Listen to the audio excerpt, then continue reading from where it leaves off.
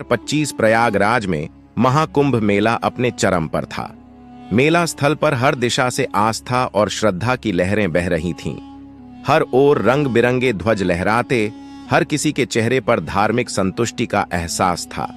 साधु महात्माओं का जमावड़ा, तंबू में बैठकर उपदेश देना और संगम की ओर श्रद्धालुओं की भीड़, यह सब एक शांतिपूर्ण और भव्य दृश्य था। लेकिन इस पवित्र और शांत माहौल के बीच कुछ गड़बड़ था। पुलिस के उच्च अधिकारी विक्रम सिंह को खुफिया जानकारी मिली थी कि इस महाकुंभ मेला में कोई बड़ा खतरा छिपा हुआ था। वह साधु, जिसका नाम गोपीनाथ था, एक अत्यधिक साधारण दिखने वाला व्यक्ति था। उसकी लंबी दाढ़ी, केसरिया वस्त्र और सिर पर छोटी छोटी उसे एक सामान्य साधु जैसा दिखाते थे, लेकिन उसकी आंखों में एक ठंडी और खतरनाक चुप्पी थी। विक्रम सिंह, जो कई सालों से आतंकवादियों के खिलाफ काम कर चुके थे, उसकी गतिविधियों पर निगाह रख रहे थे। गोपीनाथ का अतीत बेहद कष्टकारी था। वह एक छोटे से गांव का रहने वाला जीवन जीता था, लेकिन एक आतंकवादी हमले में उसका परिवार मारा गया। यह हमला इतना भयंकर था कि उसने अपनी पूरी दुनिया को बदल डाला। गोपीनाथ का मन, जो कभी आस्थावान और शांति प्रेमी था, अब आतंकवाद और हिंसा की ओर आकर्षित हो गया। उसने खुद को एक धार्मिक योद्धा के रूप में ढाला और अपने दुश्मनों से बदला लेने के लिए आतंकवादी संगठनों में शामिल हो गया।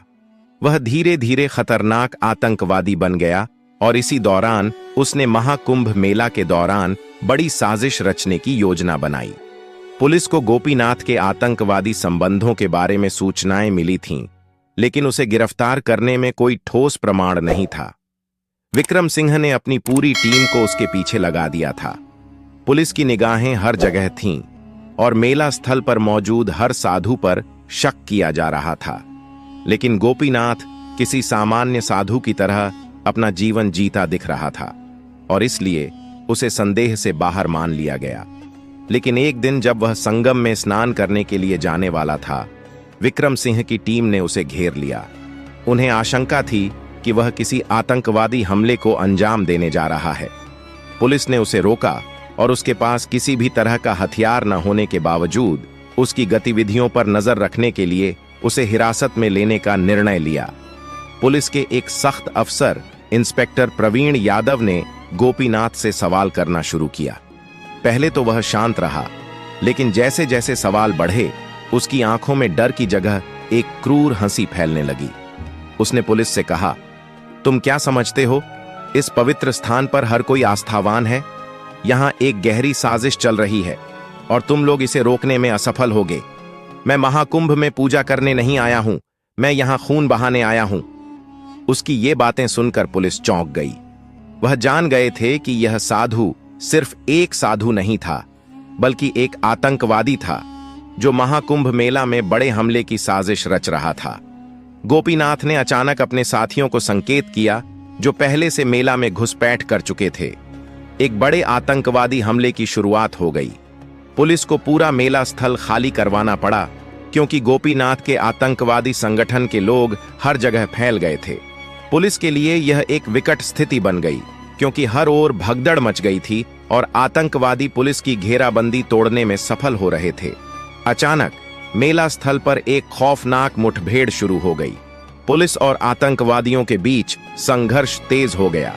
बम विस्फोटों की आवाजें, पुलिस की गोलीबारी और आतंकवादियों की चीखें मेला स्थल को दहला रही थीं। विक्रम सिंह ने अपनी पूरी टीम को मोर्चे पर भेज दिया था, लेकिन गोपीनाथ की चालाकी और आतंकवादियों की तैयारी ने पुलिस को हर मोड़ पर मुश्किल में डाल दिया था। गोपीनाथ के चेहरे पर एक क्रूर मुस्कान थी, जैसे वह जानता था कि पुलिस उसे पकड़ने में सफल नहीं हो सकेगी। वह पूरी तरह से खुद को आत्मसमर्पण करने के लिए तैयार नहीं था। विक्रम सिंह ने अपनी टीम के साथ मिलकर एक आखिरी प्रयास किया। उन्हें गोपीनाथ को हर हाल में पकड़ना था और इस खतरनाक साजिश को नाकाम करना था। अंत में विक्रम सिंह और उनकी टीम ने गोपीनाथ को एक संकरे रास्ते में घेर लिया। गोपीनाथ की पूरी योजना खत्म हो चुकी थी। जब उसने देखा कि अब उसे बचने का कोई रास्ता नहीं है, तो उसने अपनी पूरी ताकत से पुलिस पर हमला कर दिया। पुलिस के जवानों ने उसे नियंत्रित किया और गिरफ्तार कर लिया।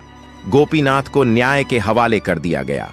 वह आतंकवादी संगठन के कई अन्य आतंकवादियों के साथ मिलकर महाकुंभ मेला में एक बड़ी साजिश कर रहा था, लेकिन पुलिस की चौकसी ने उसे नाकाम कर दिया।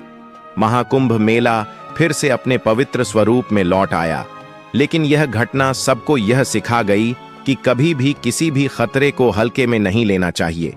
कभी भी किसी भी स्थान की पवित्रता को आतंकवादियों से खतरा हो सकता है। गोपीनाथ की गिरफ्तारी के बाद पुलिस ने मेला स्थल की पूरी छानबीन की और सुनिश्चित किया कि कोई और खतरनाक साजिश न हो।